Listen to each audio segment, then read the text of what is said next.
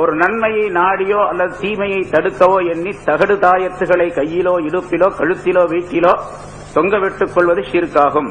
யார் தாயத்தை தொங்கவிட்டுக் கொண்டானோ அவன் இணை வைத்து விட்டான். இது பல ஹதீஸ்கள் இது மாதிரி அறிவிக்கப்பட்டு இருக்கின்றன. ஒரே ஒரு ஹதீஸ் மட்டும் நான் இப்ப எடுத்து எழுதினது. வான் ஜைனப் இம்ராத்தி அப்துல்லாஹ் பின் மஸ்ஊத் ரலியல்லாஹு தஆலா அன்ஹு அவர்களை பற்றி இப்ப நிறைய சொன்னாங்க. இந்த தகடு தாயத்து, அதாவது தாயத்து போடலாமா போடக்கூடாதா, சாவீஸ் போடலாமா போடக்கூடாதா அப்படிங்கறத பத்தி உள்ள பிரச்சனை. கொஞ்ச நேரம் ஒரு 5 நிமிஷம் எல்லாத்துக்கும் 5 விஷயம் 25 நிமிஷம் அல்லது 30 நிமிஷத்துக்குள்ள முடிச்சிருவோம் இன்ஷா அல்லாஹ். அந்த ஹதீஸ்ல இப்படி சொல்லப்படுகின்றது. ஹஜ்ரத் அப்துல்லாஹ் பின் மஸ்ஊத் ரலியல்லாஹு தஆலா அன்ஹு அவர்கள் வெளியே போய் வீட்டுக்கு வந்தாங்க. அவருடைய மனைவி ஜைனப் ரலியல்லாஹு தஆலா அன்ஹா என்ற அந்த பெண்மணியுடைய கழுத்துல ஒரு கயிறு கட்டப்பட்டிருப்பதை பார்த்தார்கள். என்னன்னு கேட்டாங்க. இது மந்திரித்து கட்டப்பட்ட கயிறு அப்படின்னு சொல்லி சொன்னாங்க. எனக்கு மந்திரிக்கப்பட்டிருக்கு அப்படின்னு சொல்லிட்டு உடனே அப்துல்லாஹ் பின் மஸ்ஊத் ரலியல்லாஹு தஆலா அன்ஹு அவர்கள் அந்த கயித்தை பிடிச்சு அறுத்து கீழே தூக்கி போட்டாங்க. கழுத்துல கட்டியிருந்த அந்த கயிறை அறுத்து போட்டாங்க. இதுதான் அந்த ஹதீஸுடைய சாரம். இவ்வளவுதான். சும்மா கால பிறகு சொன்னாங்க, அன்தும் ஆலா அப்துல்லாஹ் லாகனியா அனி ஷிர்க். அப்துல்லாஹுடைய குடும்பத்தினரே, அதாவது மனைவியை பார்த்து சொல்றாங்க, ஷிர்க்கை விட்டும் நீங்கள் தேவையற்றவர்களாக இருக்கின்றீர்கள். அதாவது இந்த மாதிரி ஷிர்க்கெல்லாம் செய்யக்கூடாது, இது இணை வைப்பது, இணை வைக்கிற காரியத்தை செய்யக்கூடாது என்று சொல்லிவிட்டு சமீத் ரசூலுல்லாஹி ஸல்லல்லாஹு அலைஹி வஸல்லம் யகூல், ஸல்லல்லாஹு அலைஹி வஸல்லம் அவர்கள் சொல்ல நான் கேட்டேன், இன்னர் ருகா வத் தமாயிம வத் திவலத ஷிர்குன். அதாவது மந்திரிப்பதும் நூல் முடிந்து போடுவது, அது மாதிரி ஷஹர் சூனியம் செய்வது, இவையெல்லாம் ஷிர்கை சார்ந்தது, இணை வைப்பதாகும் என்று ரசூலுல்லாஹி ஸல்லல்லாஹு அலைஹி வஸல்லம் அவர்கள் சொல்ல நான் கேட்டிருக்கின்றேன் என்று கணவராகிய அப்துல்லாஹ் பின் மஸ்ஊத் ரலியல்லாஹு தஆலா அன்ஹு அவர்கள் மனைவியிடத்தில் ஜைனப் இடத்தில் சொன்னார்கள். அப்ப நான் கேட்டேன், அந்த மனைவி சொல்றாங்க, நான் கேட்டேன், லிம தகூல் ஹக்கதா, ஏன் அப்படி சொல்றீங்க, ஷிர்க்னு சொல்றீங்களா, என்ன காரணம் என்று கேட்டேன். என்ன காரணம் என்று கேட்டுவிட்டு அவர்களே சொல்லுகின்றார்கள், என்னுடைய கண்ணிலே ஒரு வலி இருந்தது. இந்த அரபிலாம் வாசிச்சு சொன்ன நேரம் அதுக்காண்டி விட்டுறோம், அர்த்தத்தை சொல்றோம். என்னுடைய கண்களில் சில கொஞ்சம் வலி இருந்தது. நான் ஒரு யூத மனிதனிடத்திலே சென்று அதற்காக வேண்டி மந்திரித்துக் கொண்டேன்.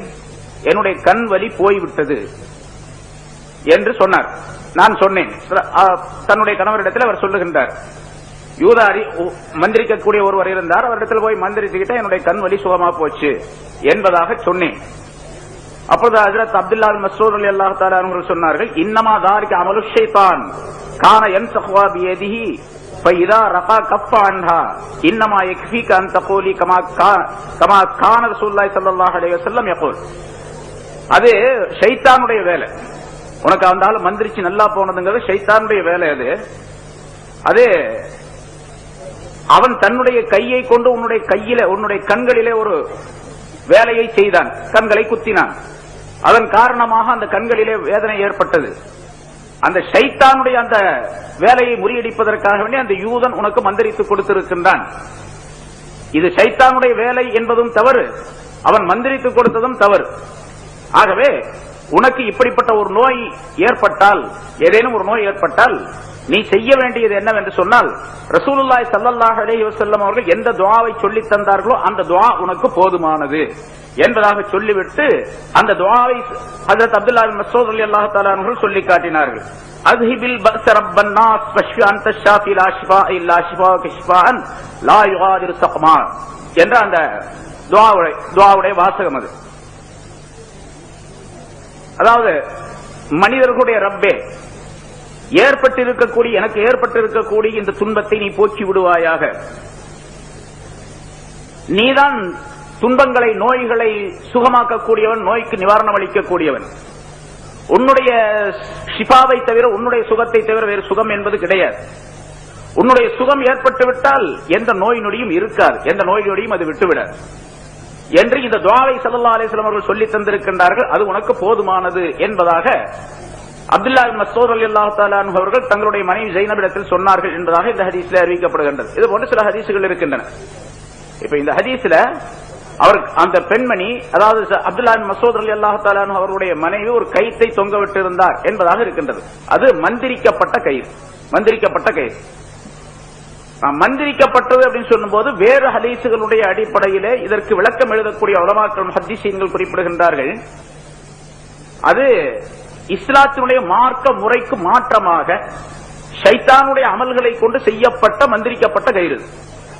தாவீஸ் போடுவது கூடாது, தாயத்து போடுவது கூடாது, தகடு எழுதுவது கூடாது என்று சொன்னால் இஸ்லாத்தினுடைய முறைக்கு மாற்றமாக இருந்தால் கூடாது என்பதாக பொருளாகும். அதற்கு இங்கே அந்த கயிறு போடப்பட்டு இருக்கிறது, அது மந்திரிக்கப்பட்ட கயிறாக இருக்கின்றது என்று சொன்னால் எப்படி மந்திரிக்கப்பட்டது, எந்த முறையில் மந்திரிக்கப்பட்டது என்பதை வைத்துத்தான் அங்கே தீர்ப்பு செய்ய வேண்டும். மேலோட்டமாக மந்திரிக்கப்பட்டது என்பதை மட்டும் வைத்துக் கொண்டு பொதுப்படையாக தீர்ப்பு செய்ய முடியாது.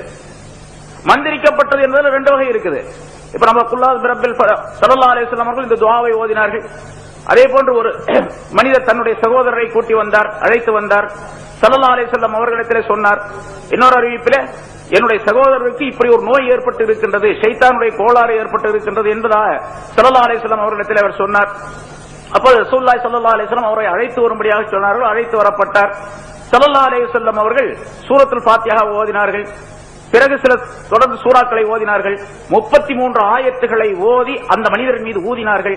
அதற்கு முன்னதாக அவருக்கு அப்படி ஒரு நோய் ஏற்பட்டிருந்ததா என்று எவரும் சந்தேகிக்க முடியாத அளவுக்கு அங்கிருந்து அவர் எழுந்து சென்றார் என்பதாக குறிப்பிடப்படுகின்றது. அதான் மன்சில் என்ற பெயரால